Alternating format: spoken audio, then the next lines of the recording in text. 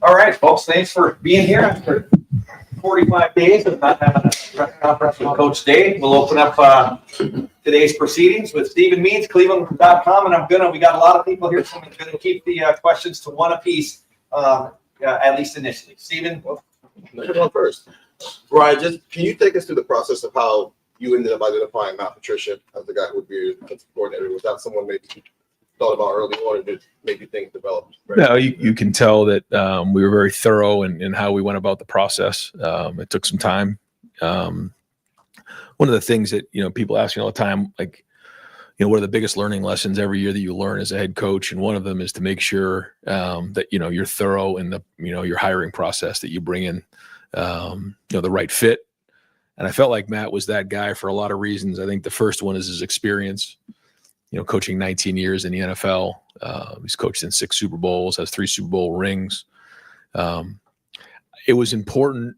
So the experience speaks for itself. I think, he's one of the best, minds in the game. But also, pairing him with Tim Walton as a co-coordinator, pairing him with Larry Johnson, Matt Guerrieri, James Laurinaitis. That was important to have continuity. When you interview certain coordinators, they have an idea of what they want to do. They want to come in and run their style of defense.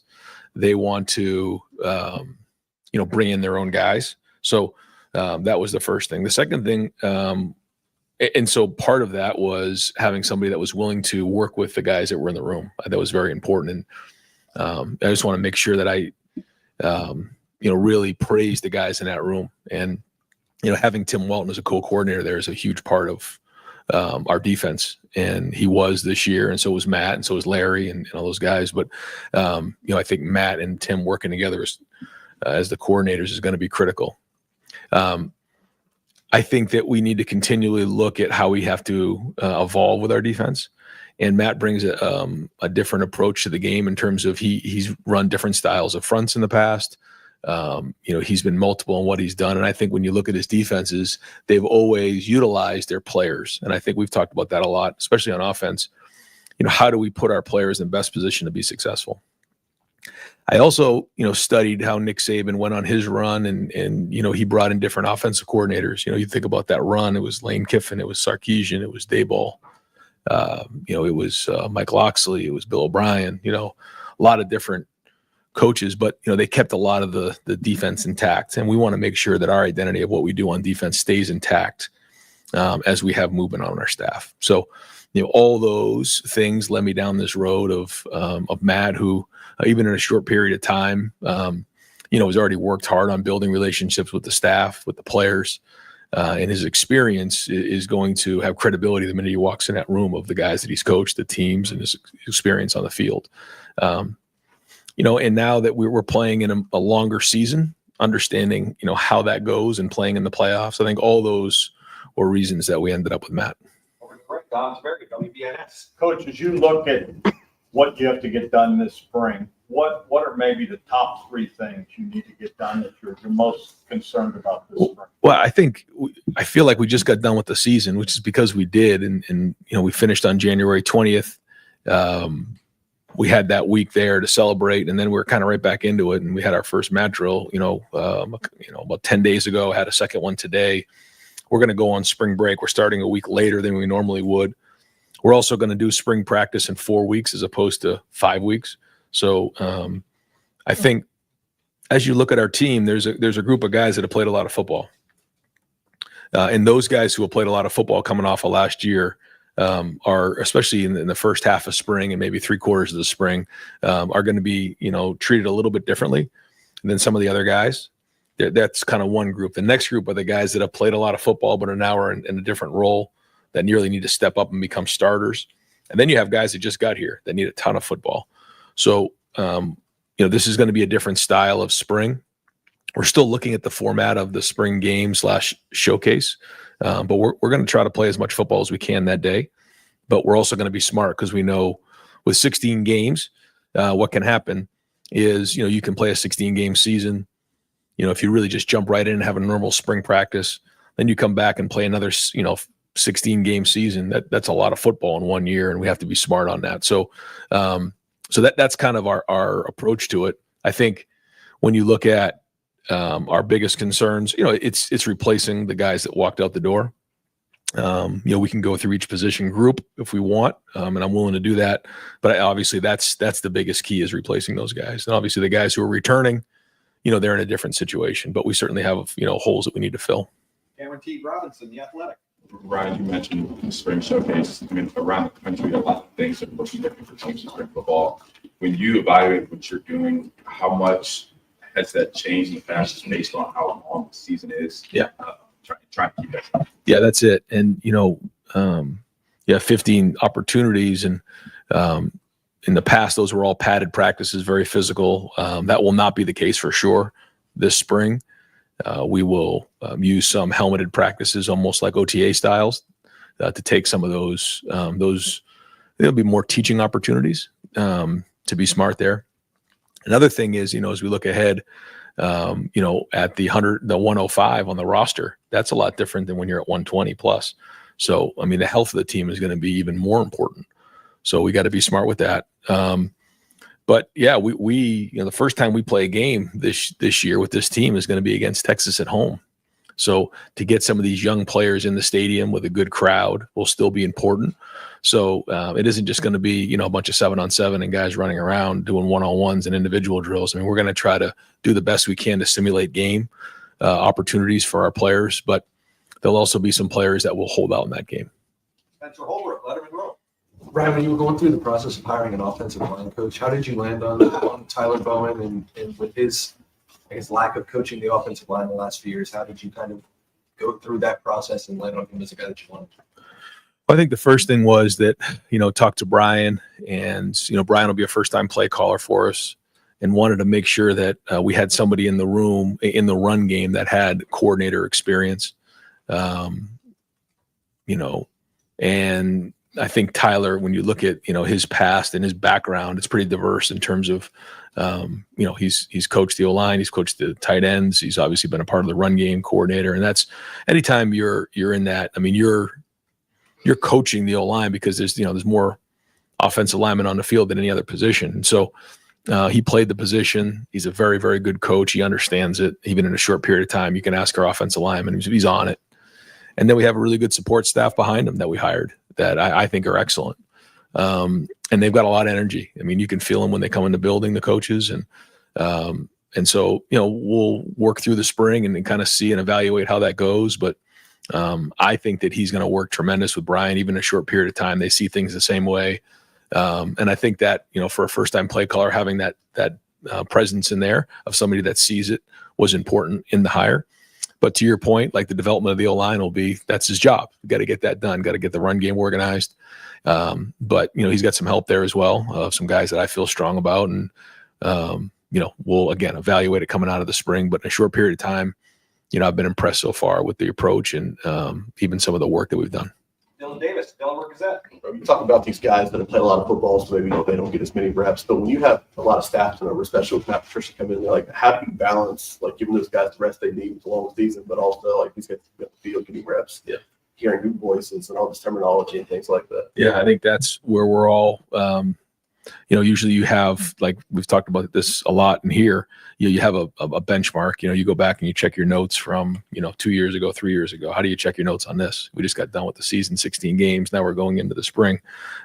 So we have to be smart on that. We have a plan of making sure that those guys, are able to rest as well. But when you look at some of the younger guys who were on the scout team, they are in a much, much different situation than Sonny Styles, than IGB, than Carson Hinsman. You can start going through the list.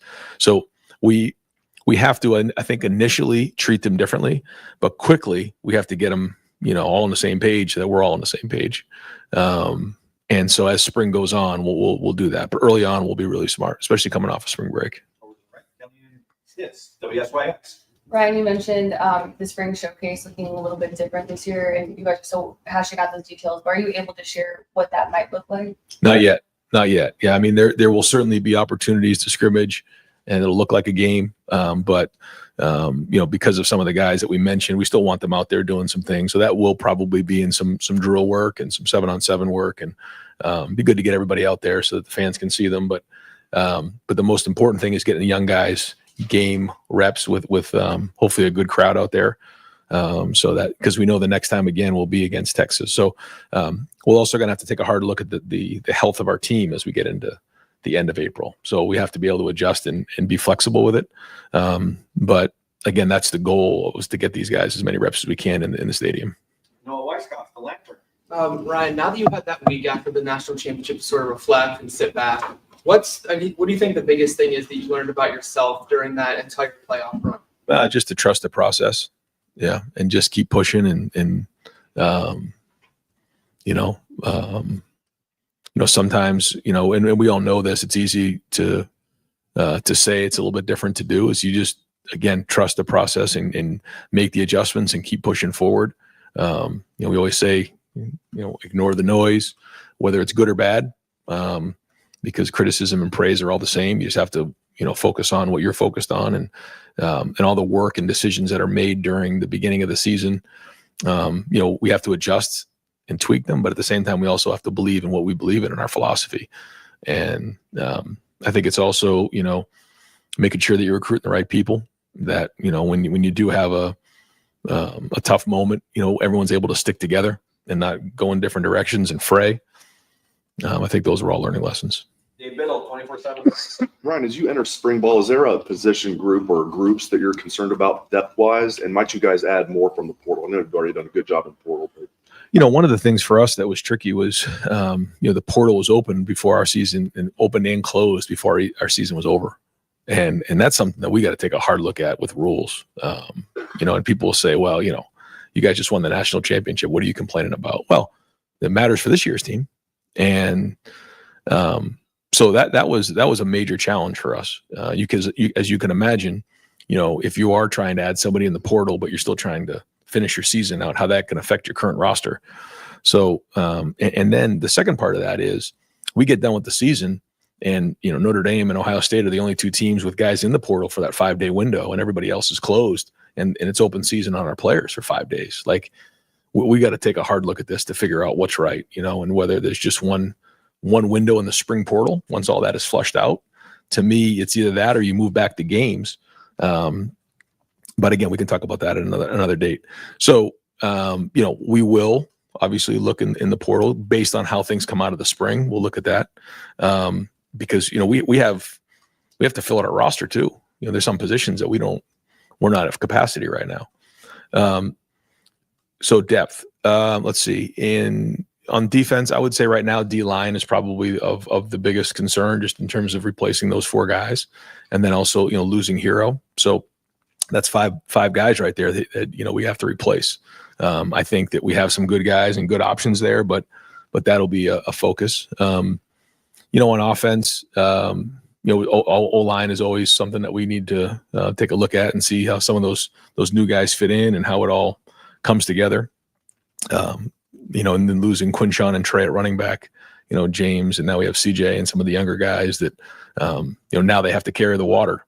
So that's going to be, big. And obviously a quarterback would be the big, the big focus. So I think when you look at it on offense, it's really just, replacing Travion and Quinshon, and then how the offensive line comes together. And then again, on defense, it's, losing those 5 guys, and seeing who's going to step up in those areas.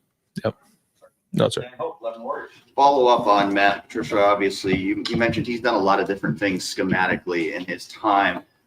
What makes you confident that what he did, in the NFL will translate to the collegiate level? I think a lot of things that are going on, there's a trickle up and a trickle down effect right now, and you're seeing a lot of that happening. You're seeing a lot of guys transition, I think now more than in the past. You guys, probably focus on it a little bit more than me, but, of what's going on in the NFL and what's going on in college, you're seeing a lot of carryover there.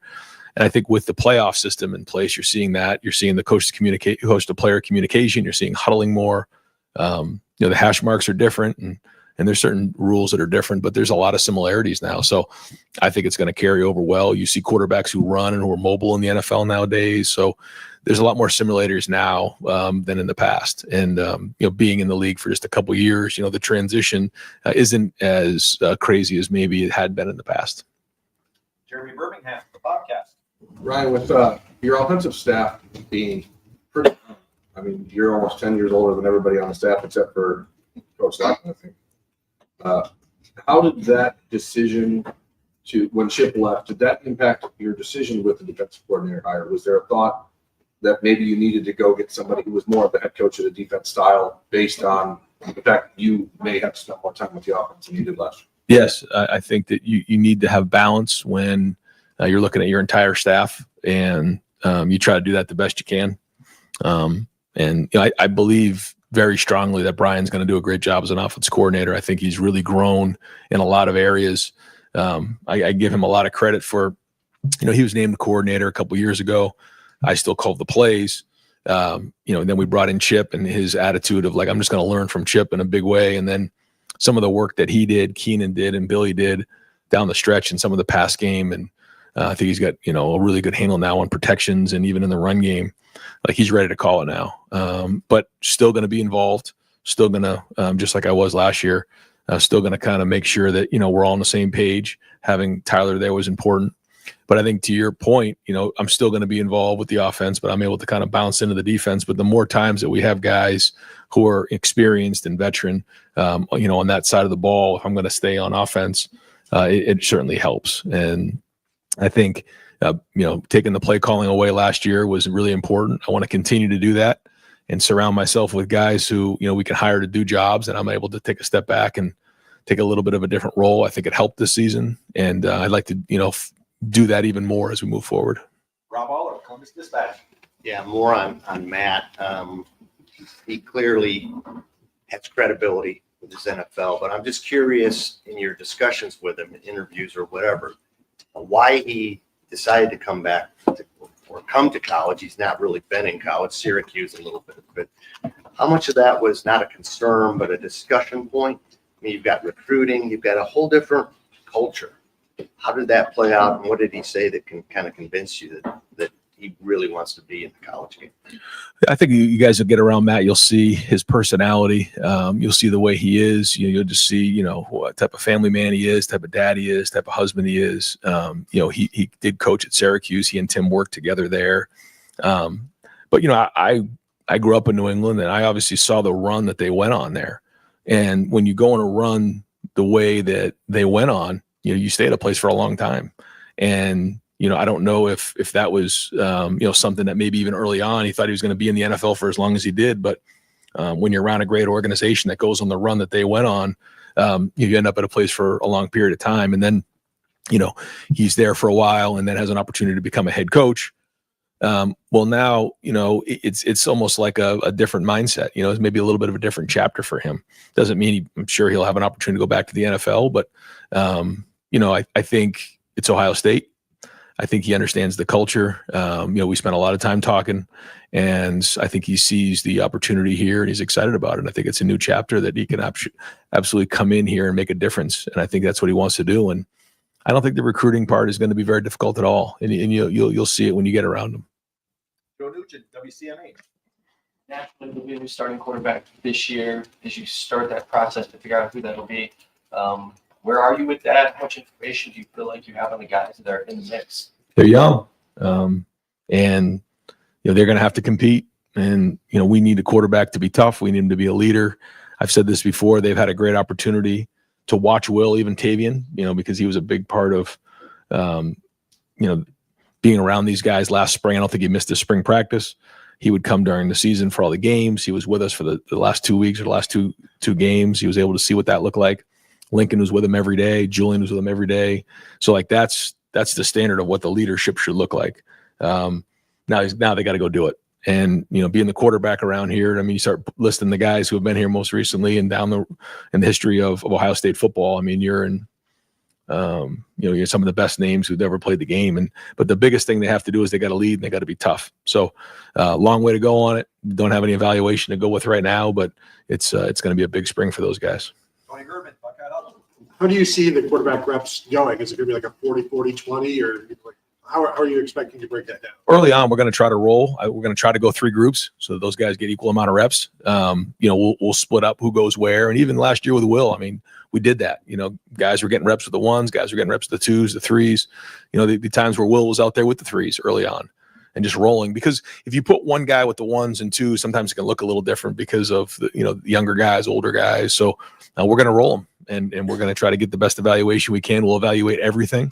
But specifically early on in the spring, we want to roll those guys the best we can, because the number one goal of spring is to get individual players better. So, we can get scheme in and all that, but fundamentally, technically, we've got to get better as football players. Then once we get into the summer, we start putting the scheme together and we start coming with the chemistry of the team. Andrew Gillis, Cleveland.com. Brian, what are your expectations for Tyler Bowen as a recruiter, and in your hiring process, how big of that was those conversations? Big. And you guys can probably already see he's making an impact. He's getting guys here. He works hard at it. He makes connections. He builds relationships. He can evaluate at a high level. And I think with some of the guys that we have, on the offensive staff together, you're starting to see group recruiting there. And so, again, we're Ohio State. We should have the best players in the country, and he understands that. And, again, this is another guy, the more you get around him, you'll see his personality just jumps out at you, and the guys love being around him. So, we'll see how the spring goes, but he's off to a good start. Matt Murphy, 24/7 Sports. Brian, you mentioned Brian Hartline being ready to take over play calling. What have you seen in the last 2 years? Why do you feel so confident? I think the first thing is his work ethic. He's worked his tail off, and when you evaluate, coaches, you got to work at it. You got to be one of the first guys in the building. You got to be one of the last guys to leave. I mean, you got to grind on it. I think he's made the transition from being a player to a coach very well in a quick period of time. His recruiting speaks for itself, but to me, the work ethic has been excellent. The players relate to him. He has credibility. He's got confidence, but he's grown as a coach. He's handled situations well. He understands, when we're on the headset, I think that's one of the things too that people don't realize. Like, yeah, the play caller is the play caller, but like in between series, man, we need to get to this. We need to get to this. It's third down. We're going to get to this. He's been on the headset. I mean, he's there saying, we got to get to this. We got to do this, like sees things, makes adjustments in game. But it's going to be fun to watch him, manage a group of people now, because that's a big difference. You got all the coaches in there, and now you're the guy who's got the clicker. You got to make the adjustments. You got to challenge those coaches. You got to make the tough decisions on personnel and where we're going schematically. And I'm still going to be there, but I've really tried to let him go and run with this thing. And so I'm excited to see. When you look at Brian, when he's put his mind to something, he's got it done, and I believe he's going to get this one done too. Austin Ward, podcast. Right. It felt like Billy was a no-brainer promotion for you. What made that so easy? He really, I say this to a lot of the coaches, when you walk in the building, it's your job to bring value. And I think sometimes some coaches wait to do things. Billy jumped on it right away. He saw this as an opportunity and he took it and ran, because of the opportunity that these coaches have now to coach in the field, which they didn't have in the past, spend one-on-one time in meetings. He took that and ran, and with Chip being the offensive coordinator, he quickly, became the quarterback coach really last year. And, the good thing for Billy is he was here before, so he knows how we want to coach things. He knows how we teach things. He understands the progressions. He sees it the way that we see it. So him walking in the building, that was he was a step ahead that way. He's very smart. He works really, really hard at it. He's got a really bright future in the game, and I think the guys in the room know him, and so it was easy. And for me, it was good because we see things the same way. And I believe that, I can walk out of the room and what we want to get taught is going to get done. Now, there'll be, another great evaluation this spring, but I saw it last year. I saw the work he did, and he's very, very talented. Joey Kaufman, Columbus Dispatch. Ryan, with the makeup of the offensive staff being as young as it is, there have been past years we've had somebody like Chib last year, so just wondering what kind of impact you think having a much younger staff has. I think it comes down to experience. And now when you start looking at where, Brian's now been here for a while, and you look at, Tyler's coached a lot of football, and Locke and even Keenan now is getting a little bit older. These guys now have more experience than they did in the past. again, I'm still going to be there, but I think you ultimately evaluate it based on, what you see. And, these guys just won a national championship here, and a lot of coaches haven't done that. So they've seen it, they know it. And so, I think that, it comes down to your worth. It comes down to, what you've done. And I got a chance to see it on a day-to-day basis. And I think these guys are excellent. Doug Maurice, Kings of the North. Ryan, in hiring Matt Patricia, he had a sexual assault indictment in his past that did not go to trial and was later dismissed. What was the discussion with Matt around that, and what kind of vetting process did Ohio State go through? Yeah. So, as you know, when we make these decisions, we spend a lot of time, in the interviewing process and getting to know people. And we always take everything into consideration. And, that situation in particular, asked a lot of questions, vetted it. Ross Bjork was part of those conversations, and, and feel really good about the hire. And, our program, as is got great values and, standards of how we handle ourselves, which, you get to see on a day-to-day basis, and that's not going to change. Bill Rabinowitz, Columbus Dispatch. Yeah, I know you are not going to name any kind of front runner for the quarterback job, but people have raved about the way Julian throws the ball. Seems to have all that ability. It seems to be kind of a low-key guy. How much do you want to see the fire in him? And that was one of Will's biggest qualities. Is that almost more the bigger challenge for him than the football stuff? I think all three of them, it's that way for sure. Yeah. I mean, that being a leader, and showing that toughness and showing that fire and showing that grit is, Will did a great job of that. So we're coming off the heels of that. So again, these guys got a chance to see that, but yeah, I agree with you. I think that's the biggest challenge, and Mick does a great job of really fostering that behavior, and forcing those guys in a leadership role, get them in front of the team and speak. You got to get going, and that takes reps. So the first few times it might be a little clunky. It may not be very good, but the more you do it, the more confidence you have, and the more you get to find your voice. And that'll be important for the quarterback, as here. We got time for two more questions. Bill Landis, Kings of the North. Right. When you have a coordinator like Matt, who has a lot of success on the same side of the ball as the head coach, like with Bill Belichick, how do you evaluate that and try to discern that coordinator's impact as opposed to just like being in a very good situation and succeed? Yeah. And with Doug's quite like the amount of time we spend vetting all those types of things to find out exactly what's going on and the history behind it all is, you call the guys that he worked with, and I think that's a great question. And that was, honestly, one of my questions, what did it look like? And so, you ask guys who were actually in the building, Nate Ebner is one of them, you ask coaches that he coached with. I won't get into the names of the people you call, but you gotta make a lot of calls to find out, about people. And what you found out was, he was running the defense. Now, certainly coach had a big hand in that. And, but as time went on there, it was his show, and there was certainly a lot of collaboration there, but he's very, very intelligent, really knows defensive football. And the guys who played for him, really felt like they were getting better because of the way that he taught football fundamentally. And I think even our guys in the building now, in a short period of time, it's making a lot of sense to how he teaches the game. So all those things were part of the evaluation and making the decision. Jeff Gilbert, Press Pros. Coach, a year ago, all the talk was national championship. With everything you had in place, this year's different. Is that a discussion still? Is that too much pressure on this group? How do you handle expectations with this team? And as you often say, you're not allowed to lose here. Yeah. Yeah. No, it doesn't change. Our expectations don't change. But, I think whether it was last year, the year before, this year, none of that stuff's ever going to change. And so, we're going to go. But I do think coming off of last year, you get a chance to learn about your team. You get a chance to grow with your team. But yeah, I think it's 176 days or something until we play Texas. It's coming. It's right around the corner. 173, I think maybe. It's coming, and we got to be ready to go with this team and this group. And that's just the way it goes. And we want to continue to stack these years, and got to be playing our best football at the end of the season. But yeah, that's not going to change. And I think last year with everybody coming back and, some of the additions that we made, it sort of created a lot of attention nationally.